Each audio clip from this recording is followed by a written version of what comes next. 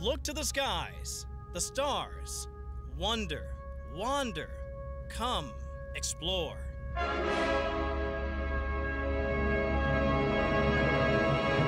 Once upon a time, 4 young Miamians heeded that call, leaving home to explore a realm few but them would ever come to know.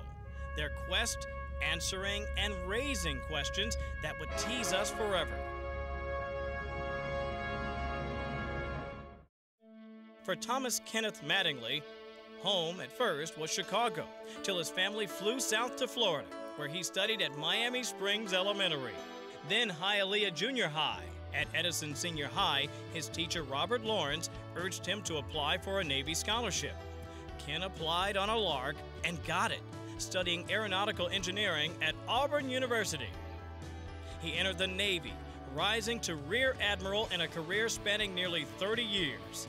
He got his wings early on, flying attack planes from the USS Saratoga and USS Franklin D. Roosevelt. Then, in 1966, NASA tapped him as an astronaut. He served on support crews for 2 Apollo missions, including the historic Apollo 11 that first brought man to the moon's surface. Then, an onboard assignment as command module pilot for Apollo 13. But nature and caution intervened. Ken, exposed to German measles, and pulled at the 11th hour, missing the mission's near-disastrous in-flight explosion and the crew's safe return to Earth. He finally flew as command module pilot on Apollo 16 in 1972. He returned to space twice more, logging more than 21 days in space in his NASA career, and remains one of only 24 human beings ever to have been to the moon. As Ken Mattingly was leaving Edison, young William B. Lenoir was entering Coral Gables Senior High after his years at Coral Gables Elementary and Ponce de Leon Junior High. He was a scholar and leader even then, elected student council president his senior year. Then it was off to Boston and electrical engineering studies at MIT. Dr. Lenoir taught and performed research at MIT, where NASA tapped him to become a scientist astronaut in 1967. The Miami native eventually served as backup scientist pilot for Skylabs 3 and 4 before flying aboard the Space Shuttle Columbia in 1982.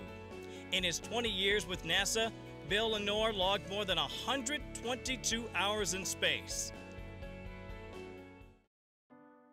The same year NASA called Bill Lenoir to service, Winston Scott entered Coral Gables High as one of the school's first ever African-American students. Till then, he'd only been allowed to go to all-black schools, Francis S. Tucker Elementary and George Washington Carver Junior High. Winston excelled at music, playing first trumpet in Gables High's Band of Distinction under the baton of teacher William Ledoux. But this was the South, 1968. And Jim Crow reared its ugly head when admissions officers rejected Winston's application to study music at Florida State University.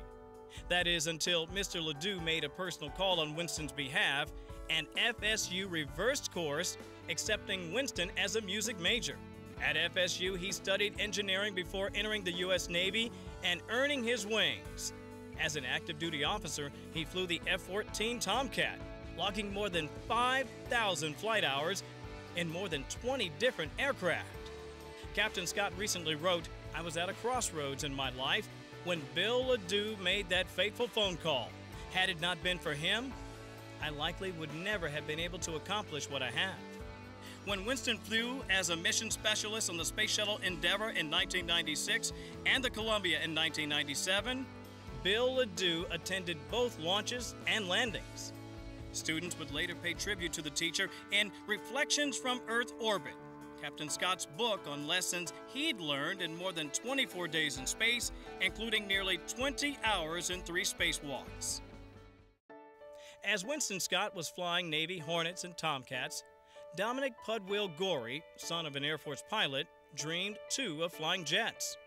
His family moved from his birthplace of Lake Charles, Louisiana, and settled in Miami.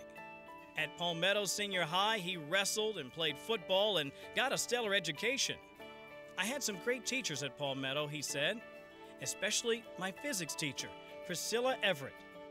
I really owe a lot to them. Dom left Miami to study ocean engineering at the U.S. Naval Academy, eventually earning his captain's bars in a naval career spanning nearly 30 years, including tours of duty aboard the USS aircraft carriers America, Coral Sea, and Theodore Roosevelt, as well as Operation Desert Storm, combat missions in the Persian Gulf. Tapped by NASA in 1994, he flew aboard 4 Space Shuttle missions as pilot of the Discovery in '98, Endeavour in 2000, then as commander of 2 Endeavour missions to the International Space Station, all told logging more than 18 million miles in space. Back on Earth, each man resumed his life of family and friends, work and public service.